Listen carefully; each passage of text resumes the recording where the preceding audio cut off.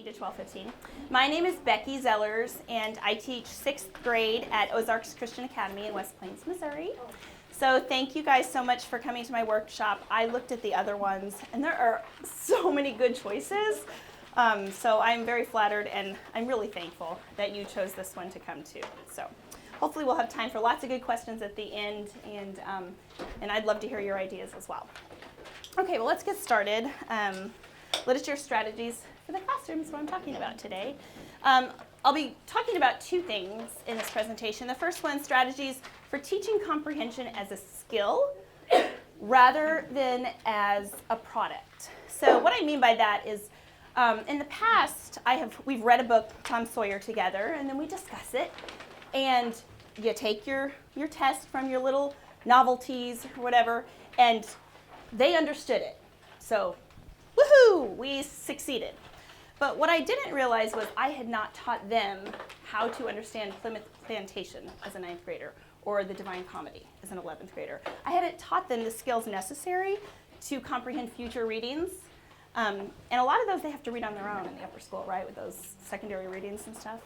The second thing I'm going to talk about today is teaching the progym or other writing skills through literature. So regardless of what writing program you use, you can use literature to really help teach writing, and then it comes alive in the writing. So we'll talk about that.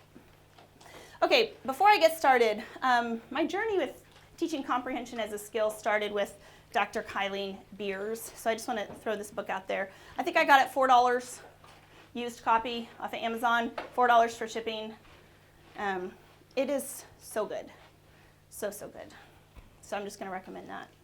When Kids Can't Read, What Teachers Can Do, by Dr. Kylene Beers. Okay, two things with each of these strategies I'm going to be talking about. The strategy must work to accomplish your target. Sounds very simple, I know. But let's say that you really want to work on summarizing. You want your students to be able to comprehend the text and to get them to understand what they have read. You've asked them to write, a paragraph summary about that chapter. Well, then you wouldn't do a strategy that focuses on another aspect of comprehension, like a recognition or something, or prediction. You'd save a strategy for whatever you want your target to be. And we'll talk more about that. But just keep that in mind. Your strategy that you choose, because I think I go over 9 or 10 strategies, must work to accomplish the target. The second thing is you need to model each of these strategies for your student.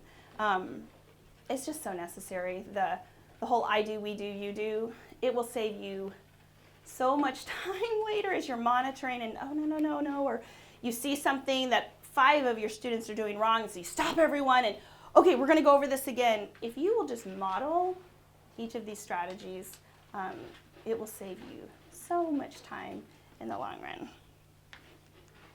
Okay, so these are some of the comprehension strategies. Don't worry about writing all of this down because I have a handout that is this entire, that's not true. It's mostly this PowerPoint. And then there's more. There's examples of each of these strategies in my handout. I just don't give it out ahead of time because then everybody's looking through and no one's watching this because we're all just big kids. And it's like, ooh, something's in my hand, and ooh, da, da, da, da, and then, So I just don't pass it out until question and answer time. But you don't have to worry about writing this down. You will get this. Well, if I have 20, so up to 20 people. Okay, so. We can make more if we need to. Perfect. That'd be great. So these are the different comprehension strategies I'm going to be talking about. Somebody, one, but, so, outlining, sticky note prediction, say something, double entry journal, it says, I say. This one I have really focused on this year, and it's been great. It's an inferring strategy that teaches kids to infer meaning. That is so hard for 6th grade, but it's important before they enter the dialectic or the logic stage. In our school, that's in 7th, 8th, 9th grade. This really primes the pump. It teaches them how to infer meaning, which is so necessary. Think silently, rereading, which I just did this week, and I can talk to you about that. Syntax surgery, and then anticipation guides. Okay, so the first strategy, somebody, one, but, so. This is a summarizing strategy. So It's easily learned and transferable.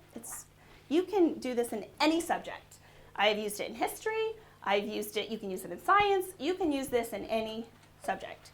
And the kids love it because there's a pattern. Somebody, a character, wanted something. What did they want?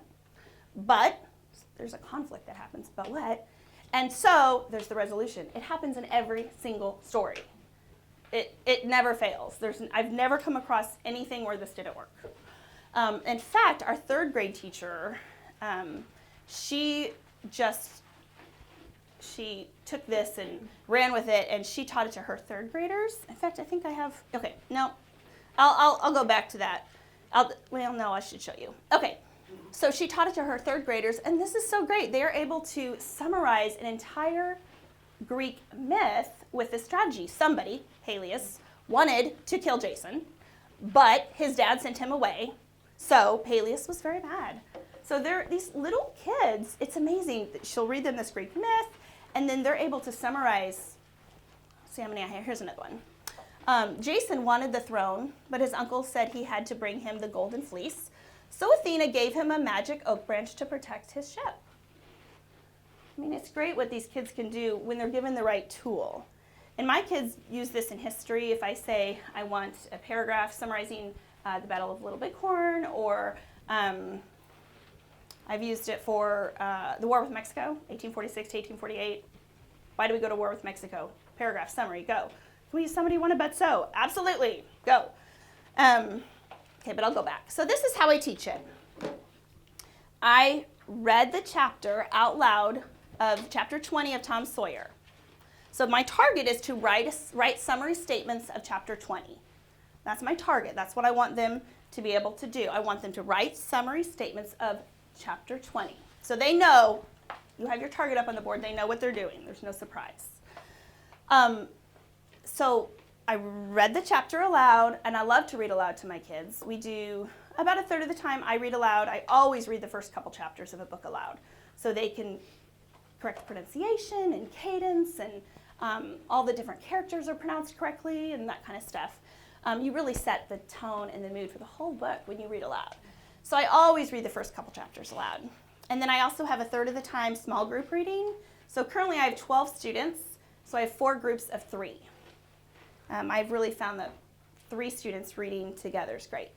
And then a third of the time we have solitary reading. So these strategies, some are great. You can do this for solitary. You can do this for your small group. You can do this for anyone. This one's a great strategy. So I read it aloud, and then I said, okay, I got to summarize this. And I'm talking aloud the whole time, and they're staring at me. Okay, so who is the beginning of the chapter? Tom. Okay, Tom. What did Tom want at the beginning of this chapter? So I kind of, Tom wanted Becky to be friends again. He's in this great mood. Okay, Tom, and I wrote on my whiteboard, this is my classroom, I wrote Tom wanted, Becky to be friends again, but what happened? Why weren't they friends? Well, Becky's stubborn. She didn't want to make up. So they both went to school angry. And I was like, okay, who's the next character? I'll skim down. Oh, it's Becky. Okay, Becky. So they're watching me. They're not participating. This is the I do. This is the modeling. And I went through. Becky wanted to see the teacher's book, but she tore the book when Tom came in. First of all, who's read Tom Sawyer here? Anyone know what I'm talking about? Like 2 people? Okay. So she's seen this book. She wants to see this special teacher's book that always is kept under lock and key, and it was unlocked. And so it's human anatomy because he wants to be a doctor. And so Becky wanted to see the teacher's book, but she tore the book when Tom came in. So she ran away bawling and terrified of a whipping because Mr. Dobbins whipped the kids in the book. We would never get away with that. Mr. Dobbins was next, wanted to know who ripped the page, but the students were silent. So he started questioning each student. And Tom wanted to save Becky, but didn't know what to do. So he lied and said, I did it! And I'll put the quotes and stuff. And then I said, okay, how does this chapter end? We're going to do this together. Who's the next character? How does it end?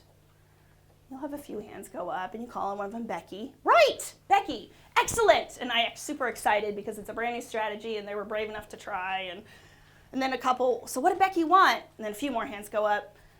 She wanted to thank Tom. Right! And so no matter, as long as it somewhat fits the story, whatever they say, I write it because I want to encourage them, unless it's completely off base. But then usually those kids don't necessarily try the first time anyway. But he had to stay 2 hours after school, so she waited for him, and they made up. So we went through it one day. Okay. So the next day, I will have them read, that one I read aloud. The next day, I'll have them read their chapter 21 or whatever it is, as a small group, and then they write their own somebody wanna but so statements right away. Let's do it. I did it. No, we're gonna do it. And then after that, you can have them do it. Now, if you see errors, you can then just go back and be like, okay, watch me again. We're gonna go back to I do and just model it. But my students, after 2 times, I mean, they do this with anything. I do this with history. I do this with science. Write your summary statements about the endocrine system. Go. And then they'll be like, the thymus gland is located, or, blah, blah, blah, blah, blah. And then they can do it everything. It wants to, whatever the job is of the thymus gland, I think that one's, the stem cells turning into white blood cells. One, it's to turn stem cells into white blood cells. So they can do it. Okay, so here's the 3rd graders. So really any age can apply this. It's wonderful. King Eurystheus wanted the golden apples, but Heracles had no idea where the tree was, so Athena helped him. They're so cute. Does anyone teach 3rd grade? They're just so cute. Okay, second strategy is outlining. It's excellent for analyzing and sequencing, of course. Deals with total comprehension. Kids say the chapter they outlined was the one they understood the best. So we teach outlining in our writing curriculum. We use the progymnasmata, and so they have already learned how to outline. If your kids don't know how to outline, you have to model this. They don't know what a main point is. Teach them where there's a change of scene in your literature book. That could be a main point. So where's the change of scene? Roman numeral 1. You have to just do it for them. You might have to do several outlines because they're not going to understand the difference in a minor point and a detail until they learn by watching and then doing.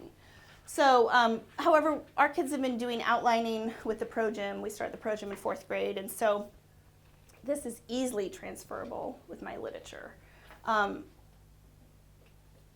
So, yeah, there's really not much to say except you need to model this on the whiteboard. What are the main points? Where's there a change of scene?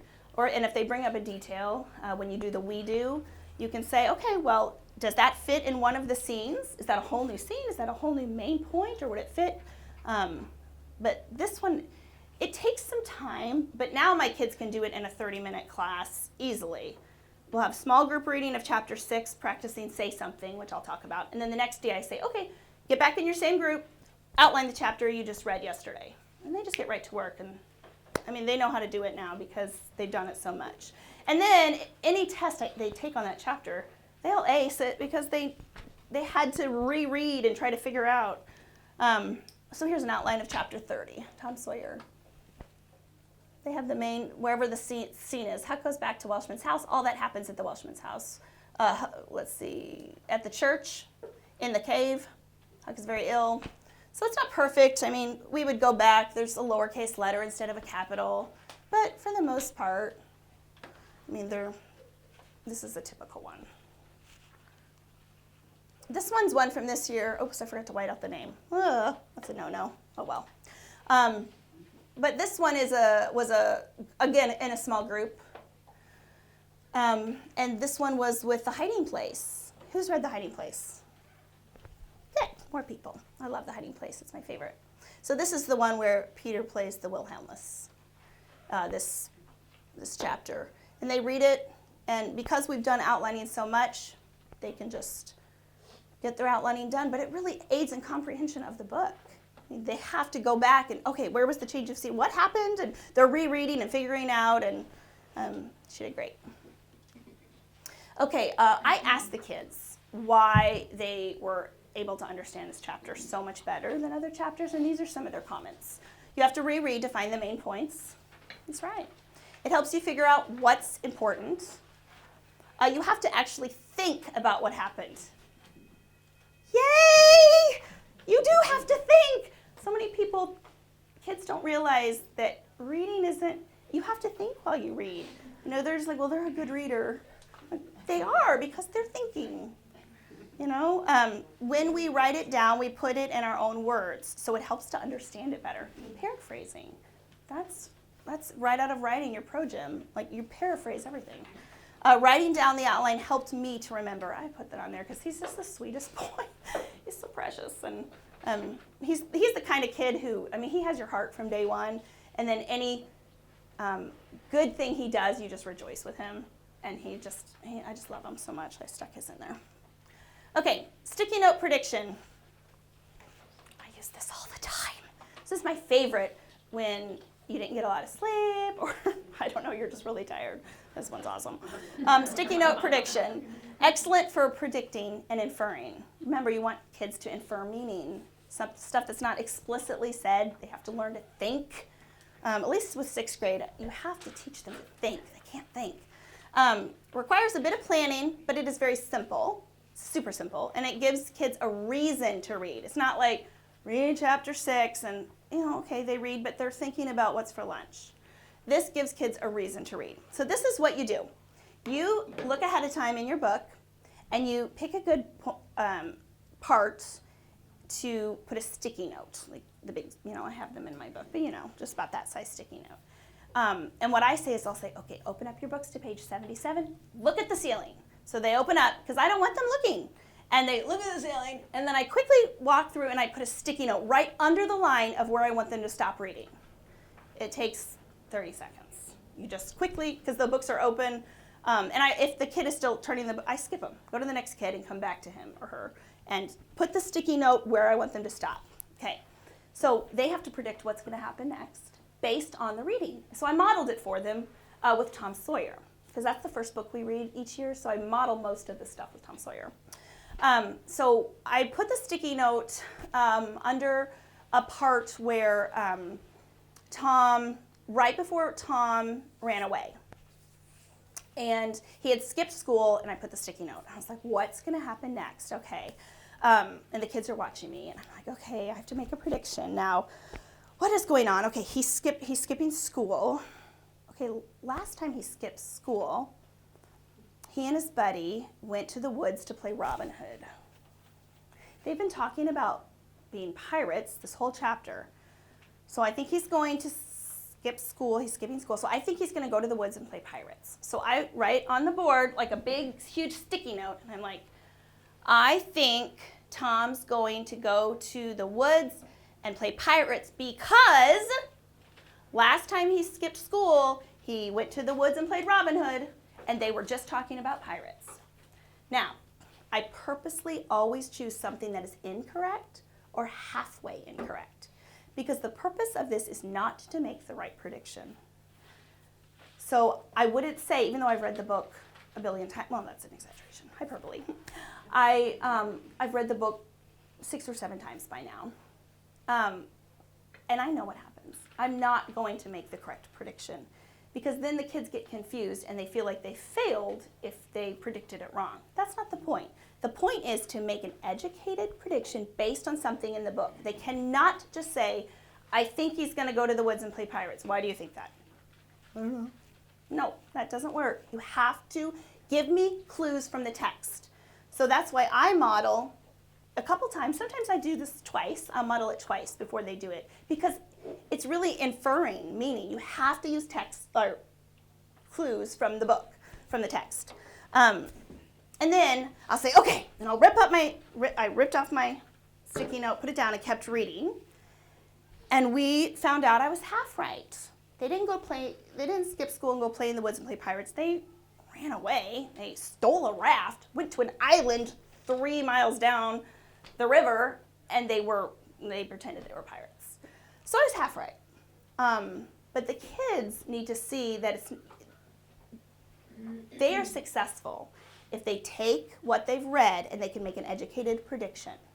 And they get 10 out of 10 points. All of my strategies are worth 10 points. I keep it simple. And if they have the wrong prediction, but they can back it up from the book, I give them 10 points. Okay? Here's some examples. I think Peter has been captured by the policeman because a lot of people lately have been captured. Okay? I think Peter has went I'll work on that. In hiding, because a lot of people have gone into hiding. Okay, so this is the hiding place. This is right when Cocky bursts into the watchroom and she's like, Tante Corey! And I put the sticky note. What is Cocky going to say? Predict. What's going to happen next? So these are the predictions. I predict Cocky did this to say, Peter was invited to another competition. Isn't that cute? Because it says Peter had won the post of organist in competitions before. She's totally wrong. She gets 10 points because she was able to have her prediction based off of something she read. Peter had played Harlem's anthem at church, which was forbidden. It was against the law, so they were afraid the Germans would arrest Peter. I think his sister was coming to tell them that he had been arrested. Well, of course, she's right on. She's one of those students. She's right on.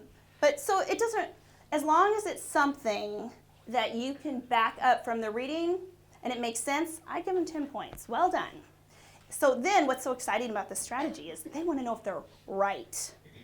So they, as soon as they write it down, they come up to my desk, put it on, they race back to their desk, and they read to see if they're right. And then I'll hear, oh, or, I knew it, and it just gets them excited about reading. They have a reason to read because they want to know if they're right. Kids love to know if they're right. Say something. Okay, say something is a small group reading strategy. It's excellent for recognition, prediction, visualization, and questioning. We call it QUIRP. Questioning, what did I change? What words did I change? I think I did inference, recognition, and prediction. But now I call it QUIRP for the kids I write on the board. Say something, QUIRP, Q-I-R-P. It doesn't follow the spelling rules. It must be modeled, requires no prep time. So it's the same thing. Basically, I'm reading aloud, and I say something. I either recognize something. Oh, I remember that. Oh, that, I also teach the progym. So on the top of my board, I have posters I've made for each of the figures of description. And so I'll be like, oh, I recognize that. That's hydrographia, description of water. Okay. Or I might ask a question. What does pallid mean? Okay. Anyone know what pallid means? And the kids are kind of staring at me. Although they're used to me being weird at this point and modeling everything. But I will do all of these things when you read. And then you just break them up. This one they just do right away. They love to talk. And so every single time they have to read, I'd say every 3/4 of a page, they have to say something. They can either, something they recognize, it can be a figure of description, figure of speech. It says wise and witty. That's alliteration. Excellent. That's your recognition. Or they can make a prediction. I think this is going to happen. Or they can ask a question. So I had one girl, she was so cute. This was a couple years ago. It was the graveyard scene in Tom Sawyer, and it said something about the trampled grass. And I still remember this. It was so cute. She pops up and she goes, my dad said the cattle are trampling the grass again. I know exactly what that looks like. I was like, yes, that's recognition. I had another girl actually asked, does anybody know what pallid means? And a little boy said, I think it means pale. And she, which I didn't model this, she just put pale back in this, reread the sentence with pale. And it's like, maybe. It was great. I do this one pretty much every time I do small group reading. I do say something. Question about that one. Yeah. You said you do a small group reading. If you had a bigger group, would you just maybe have them write something down and then they finish that page? When you say bigger group, do you mean solitary reading, like they're reading to themselves? Either that or like if you were reading out loud to them, and as they recognized or they saw something that they like had their own journal beside them, they could write it down. Absolutely. That page. Yeah. Would that be? Absolutely. So at the end of the chapter, so what did you guys recognize from this? What did you, yeah, very good. This double entry journal, did I skip one? Okay. This is the solitary version of Say Something. So when they read by themselves, they have, and I'll show you a picture of it. So I have book on one side, response on the other. That's what it looks like. It's excellent for the teacher to know what specific things that need further instruction. If I have 5 kids say, make the same comment, I'm like, okay, I need to go over that. So it's the same thing as Say Something. It's just for solitary reading, and they have to write it down. So this one, man, it's hard to read right on this thing. Tom plays softly on a mouth organ for a while. What's a mouth organ? Now another student, this is interesting because it's a whole chapter, and they only have to make 4 or 5 comments. Another student quoted, and they have to quote, and they are supposed to do the page number. This child didn't, but Tom played softly on the mouth organ for a while, the same exact thing, and then wrote, "Is that a harmonica?" And she's already making connections. This one's just like, "What is that? What's a mouth organ?" The other one's like, "Is that a harmonica?" She's making connections. So it's really great for the teacher to quickly see where the kids are at. Let's see. Oh, I like this one. The South asks only to be left alone. I think Wiles has Southern sympathies. Well, yeah, that's great. They're thinking. Here's another one. Oh, this girl's really cute. She's the one that said my dad said the cows trample on the grass. She's really sweet. Young Yale. That's alliteration. Good. She's picking up the things from before. Here are the rivers, the Tennessee, and the Cumberland. Is that near the Cumberland Gap? So this is towards the end of the year. That's third quarter. CrossFit April's is third quarter. I think there was another one I really liked. Oh yeah, that's personification, prosopopoeia. So she's identifying figures of description and figures of speech. It says I say. Okay. I'm going quickly because I wanted to get to this one. How is it already 11:40? Okay. This one is very difficult, but it is so good. But you have to be patient. And I don't take grades the first couple times I do this. I don't take any grades at all because most of them would fail. You have a couple that are just bright, and so they can infer meaning because they're born with it. They have an innate ability to infer meaning. A lot of kids don't. They have to be taught. And it's so difficult. So it takes a lot of practice. But they'll get there. So this is one I've really focused on this year way more than last year. I've focused a lot on this one, and I've seen great growth. But it is exhausting. It's like the 8th time we've done it says I say, and they still say something that's like out in left field. I'm like, what am I doing? Is there anything else I should be doing with my life, Lord? But yeah, I should be here. Has anyone ever thought that? Am I the only one who thinks that every March? Surely, Lord. Okay, so this one's a great strategy, though. So what you do is you have to come up with very general questions. They can't be specific. It can't be something they can just answer. Like they can look it up and it's explicit. You can't ask a question like that. That's not it says I say. So like this one is after the chapter where they get lost in a cave. Tom and Becky get lost in a cave. Was Tom brave? Most of them think he was. Was Becky brave? You'll have half and half. But they need to have, it says is a quote from the book, and they're supposed to do the page number. I say, and that's where they have to say what they know. So sometimes it's a paraphrase of it says, well, I know this word means this, and so blah, blah, blah. Sometimes it's a recognition, something that they recognize or they remember from previously in the book. So the I say is different for every single kid because it's a personal thing, what they remember, what they know. So this one, why did they get lost? On page 159 it says, and at once the ambition to be a discoverer seized him. I say, they wanted to be explorers. See, now it said discoverer. She's putting in explorer. She's putting what she knows. She's paraphrasing that. And also they saw beautiful cave things that, this is that I noticed, that enticed. What a great word. That enticed them. And they went deeper and deeper in the cave. And so they got lost by following one little thing, and everything went downhill from there. Isn't that great? That's so great. So they have to say something the book says, something they say, and then draw the conclusion. That's inferring meaning. The unknown tied with the known. And so that's great. She got, obviously, 10 points, or he. I don't know if this is boy or girl. This one, different answer. Why did they get lost? On page 161, it says, oh, Tom, you didn't make any marks. I say, Tom didn't make marks on the wall so they could find their way back. And so they got lost. Different reason, absolutely right. Absolutely right. Here's my little boy that I just love and rejoice with everything he does. This is, I think, the 4th or 5th one we did, and this was the first one he got full credit for. So that's hard. It's hard on him when he is not understanding, but he got it. Why did they get lost? The bats chased them a good distance. And I say, so if they were being chased by bats, they just ran. I love it. And so that is why they got lost. It's awesome. I pulled him up to my desk. I'm like, you're right.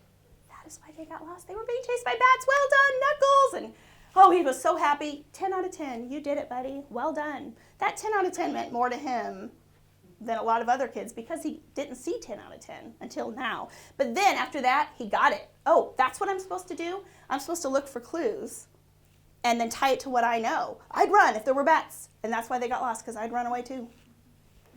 So different answers. Different answers. Okay, and this is up to you, how you want to grade this. This is across 5 Aprils. Who is speaking here? So what I did is I combined sticky note prediction with It Says for I Say on this one.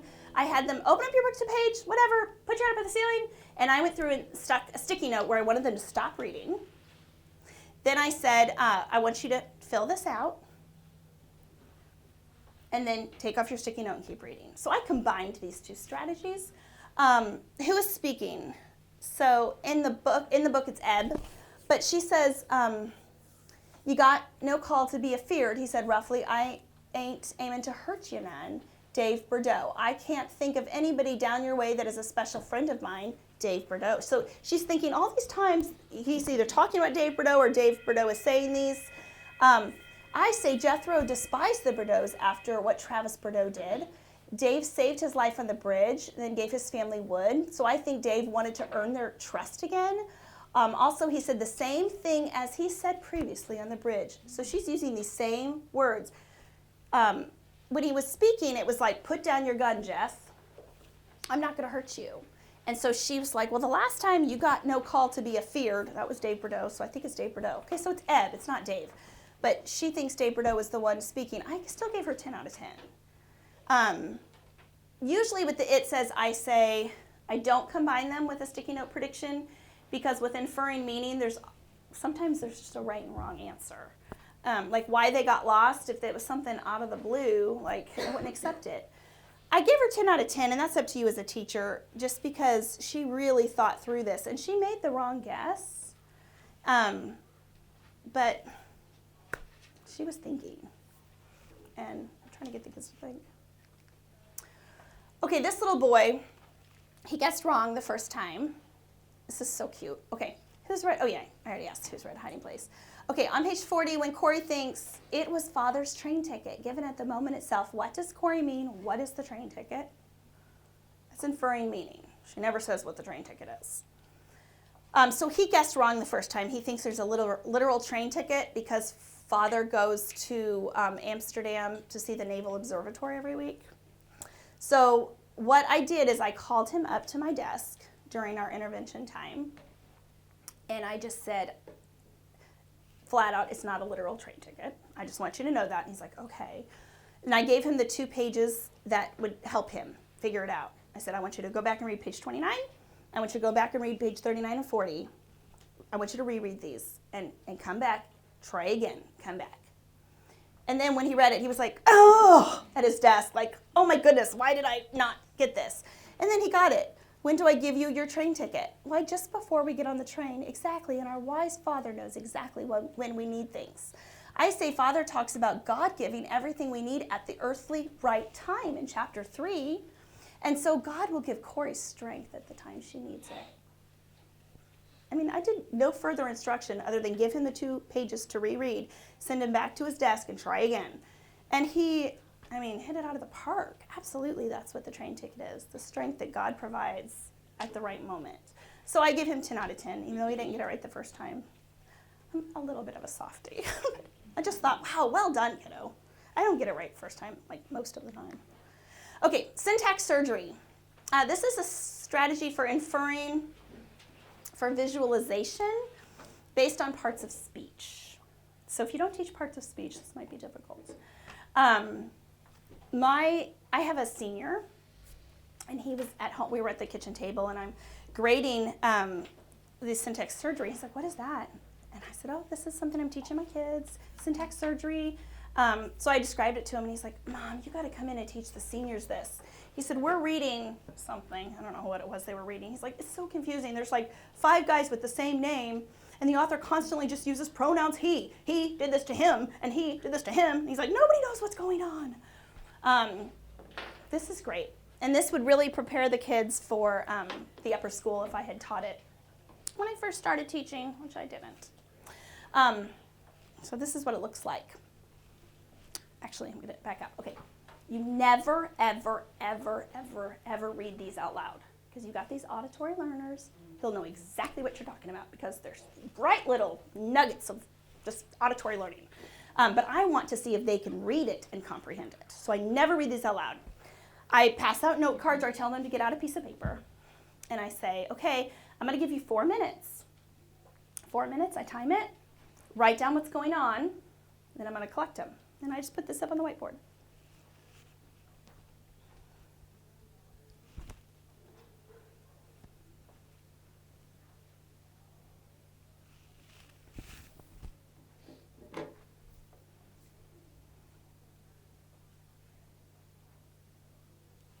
Okay, who wants to give me an idea of what's going on?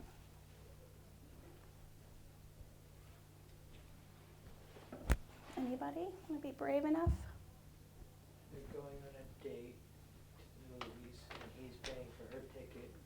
Mm-hmm. He wouldn't let her pay him, so she bought popcorn. That's exactly right. Kids cannot figure this out. Every year, I have one kid, who can figure out what's going on. So teachers, often, we're so used to trying to figure out things by watching kids, by asking questions that move around an issue to see what's really going on, that we have gotten so good at inferring meaning as teachers. Kids can't. They have to be taught. And so they never know what's going on. They never. And they get so frustrated. They're like, what? What? This is so confusing. What? There's no information. How can we know? And I'm like, be quiet. Get to work. You have 2 more minutes. And then I collect them, and then what I do, because this is on my whiteboard, not on a screen. I can't actually model this for you because I can't write on that. But it would be on my whiteboard. So I would take an expo, and I would say, okay, what are the nouns? Window, popcorn, bag, and then someone's like, oh, are they at the fair? Are they at a fair? Or maybe I might have someone start saying, oh, yeah, okay. And then, okay, let's see who are the agents? How many characters are in this? Let's look at the pronouns. He, and then there's a woman behind. There's a woman, okay. Then I say, well, is there just one woman? Let's look at some prepositions. There's a woman behind. Oh, and then there's a person next, and her refers to the person. So I'll draw a circle around her, a circle around person, because the person next to him gave him $3, but he gave it back to her, so she's the one standing next to him. And then we talk about the verbs. Okay, what are the verbs? And gave, and gave, and gave, and then went, and bought, and then they're like, oh! When they understand the verbs, they're showing the action. The pronouns are showing the characters. The nouns are telling the setting. And so I do this I draw circles like nouns, setting, okay, window, popcorn, bag of popcorn. The people, he, woman behind a window, and there's a woman next to him, gave, and then we kind of acted out a little bit. And then they are like, oh, they're so mad at themselves for not getting it. How did we not get that? But once you do it for them, once you model, then it's amazing what they can do. So after this, I will give them a primary document. They're in 6th grade, they can do this. So I modeled this right before I taught the Battle of Little Bighorn. Battles, that's hard to understand what's going on. It is hard. Who is fighting, and what are they fighting about, and how is the action? And that's why people write about battles, to tell us. But I wanted to give them this primary document. So there was a report that a soldier had written that you can download for free, these old primary documents, and I printed it out, and I said, we're going to use syntax surgery on this, and you guys are going to tell me all about the Battle of Little Bighorn without reading about it in any book.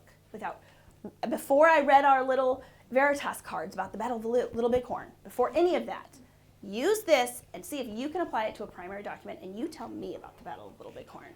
They owned it. Here's some of their answers from before I actually did it with them, though. A bag of popcorn was $17. I'm like, hey, child, you and I got work to do. There are 3 people. This man rejects this woman's money, but accepts the money this other woman gave to her. So the woman bought the rejected lady a bag of popcorn. Isn't that not precious? I was like, oh, you're so cute. He is wanting to buy some popcorn, but he only has 10, and it's probably more expensive. So out of the kindness of someone's heart, they shared money. I know, like they're so cute. The man didn't have enough money to go inside, so the people behind him paid the extra money. And then here we go. This kid gets it. Man pays to see show and for someone else. Employee gives change. Woman tries to repay him. He doesn't accept it. She does him a favor. Some kids, it's just innate. They look at that confusing mass up there, and they're just like, God's just given them that brain. That's not the norm. This is the norm for the 6th grade students I have. So he got it right away. And then once I go through syntax surgery, the parts of speech and what they show, then the other ones get it. So this is an example of this primary document. And this girl started nouns, Reno, Indians, horses.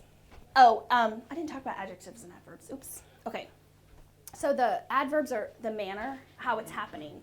Look for how is this happening? Is this happening? Are they, well, you know what an adverb is. But basically, how is the action happening? And then the verbs show the action. And so she just went through. Other kids use different colors. So everywhere it was a noun, they just highlighted the nouns for the setting in like green. And then their characters, maybe they highlighted in blue, and they could draw lines from he down to, oh, okay, Reno and his men. Okay, so Reno's in charge. If Reno ordered his men, I didn't say there was a Reno in charge, but they could get it. If Reno is the character and he ordered, that's the action, his refers to Reno's men. Okay, so he's in charge. What's going on? So Reno was in charge of this section. Anyway, so that's kind of what it looks like in a history lesson. It can look different, though. I kind of personally like the ones that use different colors. It reminds me of my K. Arthur Bible studies. It's like, oh, it's pretty. Okay, so those are some of the strategies. Let's see, which ones have I not talked about? Think silently. That is a rereading strategy. I didn't talk about rereading. Okay, rereading. Let me make sure okay. Rereading is basically, they reread, but each time they read, they are given a specific purpose. You never just say, read chapter 7, ever. So this past week on Wednesday, I said, okay, I want you to read chapter, I don't remember what chapter it was, and I want you to focus, it was the raid on the Bayay in the hiding place. And I said, I want you to read and focus on Corey. How is she feeling? Physically, it starts off, she has like the flu. So physically, how is she feeling? Emotionally, how is she feeling? I want you to follow Corey through the entire chapter. Read the whole chapter, read the whole thing, but focus on Corey, that if I gave you a test tomorrow on Corey, and Corey alone, you could do it. So they are like in on Corey, and you have a child. Can I take notes? I'm like, absolutely take notes if you want. But they are focused on Corey.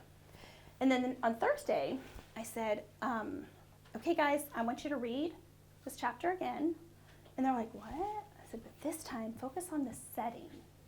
Follow the action. What room of the Bayay does the action start in?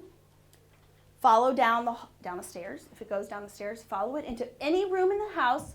Where does it end? Where does the chapter end? I want you to follow every room or corridor and follow the action, and you tell me where everything takes place.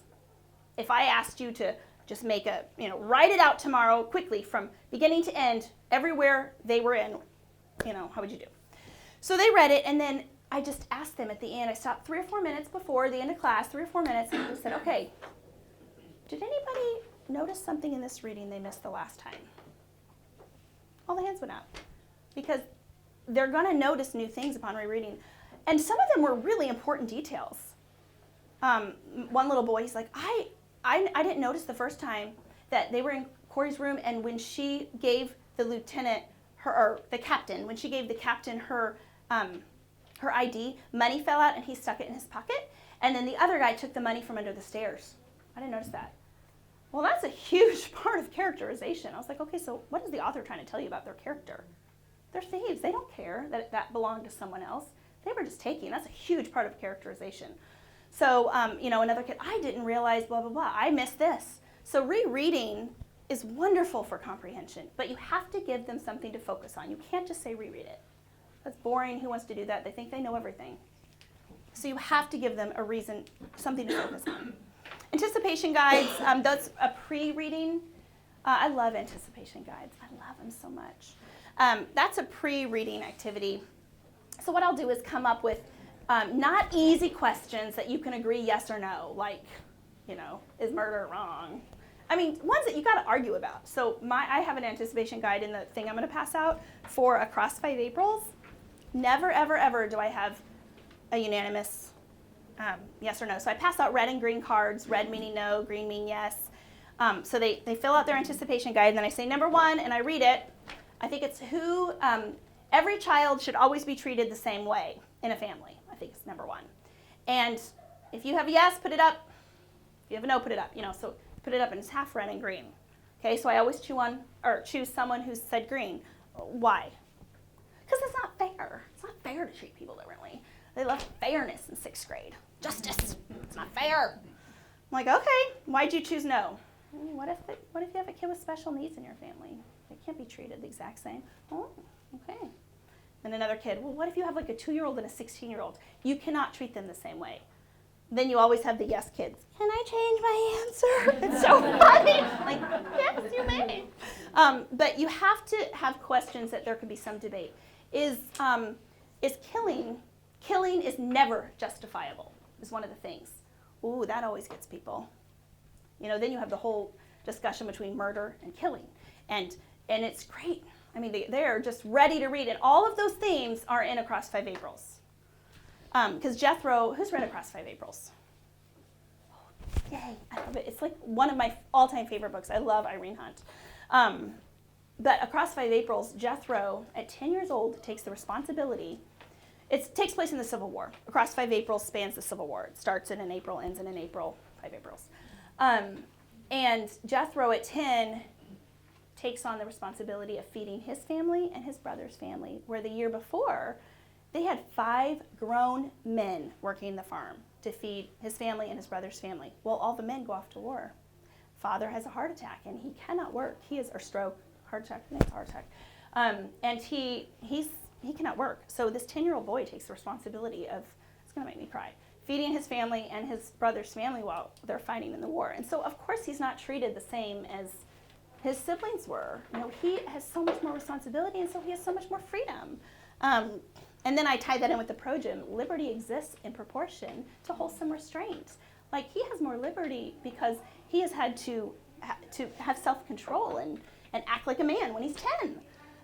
So it's great. Anticipation guides really help get them thinking about themes. Okay. Teaching the progym through literature. I don't know what happened with my PowerPoint when I sent it, because there's weird gaps, but okay. So begin by identifying figures of description and figures of speech. I'm trying to think if I have, okay.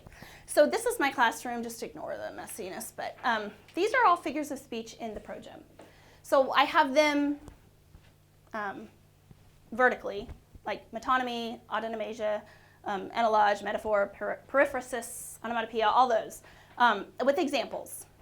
And I have them in the front of my room, and all desk facing this way. Across the top, I have figures of description. So choreographia with examples, pictures, like description of the people group. The glare from my lights are hideous. Sorry about that. Mimesis, imitation of another. So I have people imitating each other. Prosopopoeia is the same as personification, so I just stick that in there so they know. Dendrographia, vivid description of a tree. So I have those lining the top. So I have my figures of description and then my figures of speech.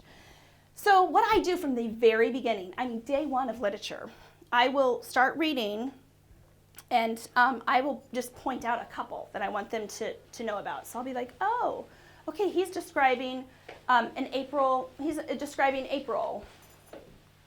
So that's chronographia right here. They have a description of a season. See that? That's chronographia. And I will just point them out here and there. So that's the I do. So point out the figures of description and figures of speech as you're reading. It doesn't matter what you read. If you're a classical educator, these authors have them in there all over the place. I mean, Dickens, I don't think he could write a sentence that did not have a figure of speech or figure of description in it. Like, it's impossible. So it doesn't really matter. I'm sure any of the books you read, you can pull these out. If you don't do the progym and have those weird, funny Greek names, you can just use whatever your writing is, whatever you want them to focus on, alliteration or similes. Point them out first so they can see them used well. I should say that. I hate it when we ask kids to produce something that they haven't seen it produced well already. They have, we don't teach them to imitate, but we need to. Well, that's classical, so you probably all do teach them to imitate. But anyway, so I begin by just doing that. Then I have them identify figures of description and figures of speech during say something, like that's the we do. So in your say something, you can identify those as your recognition. So then they'll start pointing them out. Oh, that's this, that's this. Have them identify figure of description and figure of speech during solitary reading. That's the you do. So I'll show you what that looks like. Oh, please tell me I have it in here. Okay, good. So here's across 5 Aprils. So I make my own little comprehension worksheets. Here's figures of description and figures of speech they have to identify. Chronographia talks about, they have to do page number, talks about the War of 1812. Okay, so that's like a time period. It's actually, if they were describing the war though, it'd be progymnasmata. So we can talk about that. But these are great for me to see where they're at. Amplification, the men were butchering one another. Using that stronger word than necessary, butchering. So I can see where they're at. If they get them wrong, I can quickly correct them. 2 hands short, synecdoches. How many 6th graders do you know that can pull out synecdoches out of reading, out of literature? But you teach them to do it. And then if I have them in writing class throw in a synecdoche, they've seen it done several times. It's not too hard for them. Let's see, what else do we have? Progymnasmata about the Battle of Bull Run, dialogue dismissed between Jethro and Bill. Personification, is that on here somewhere? Yeah, take the south by the bridges, personificate carriages on the road. Okay, so he just has some.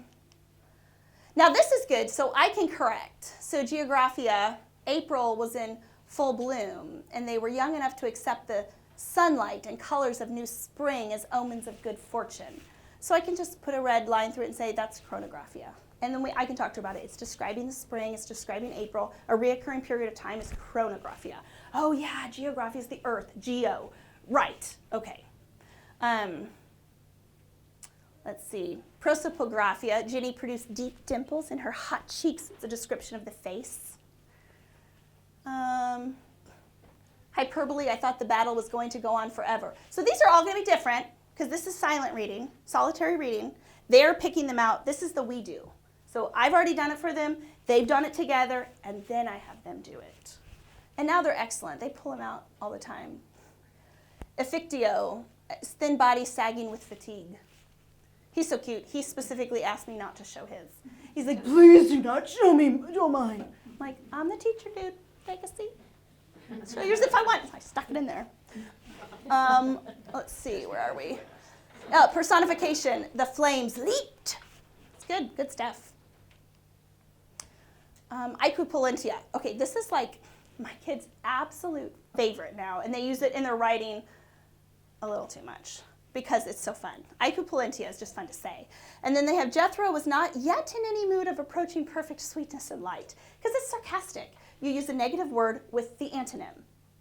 It's funny, like to use that. He was not yet in any mood of, and they laugh. Or you could say, or I'll say, I am not overly pleased with your behavior right now. And then they're like, Equipolentia! I'm like, yeah, what am I saying? You're mad. Yep. So anyway, so that's just what it looks like. So when I make up a chapter for solitary reading, I always put this on the back side. And they have to do figures of description.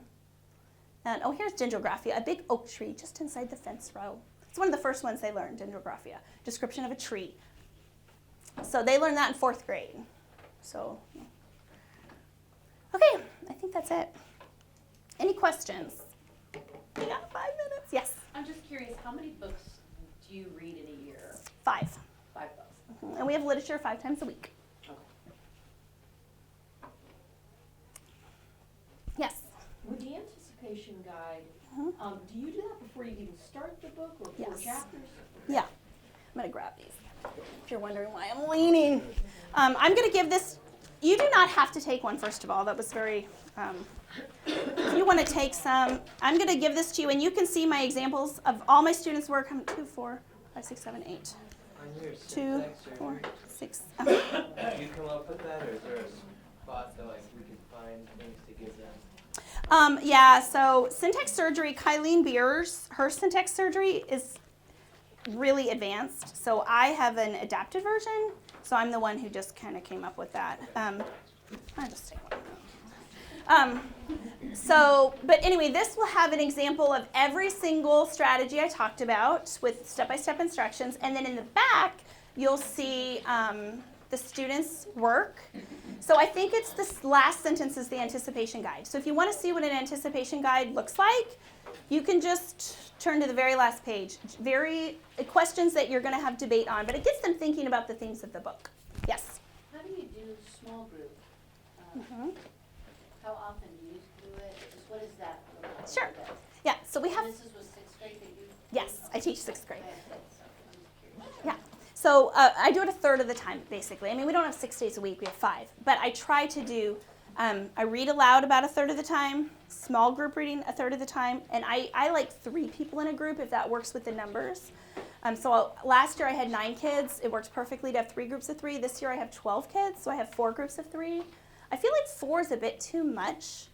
And 2, it doesn't have the same feel as that 3. There's something about that 3, which, we could have a whole spiritual conversation about the number 3. But I really do like to use that for reading aloud.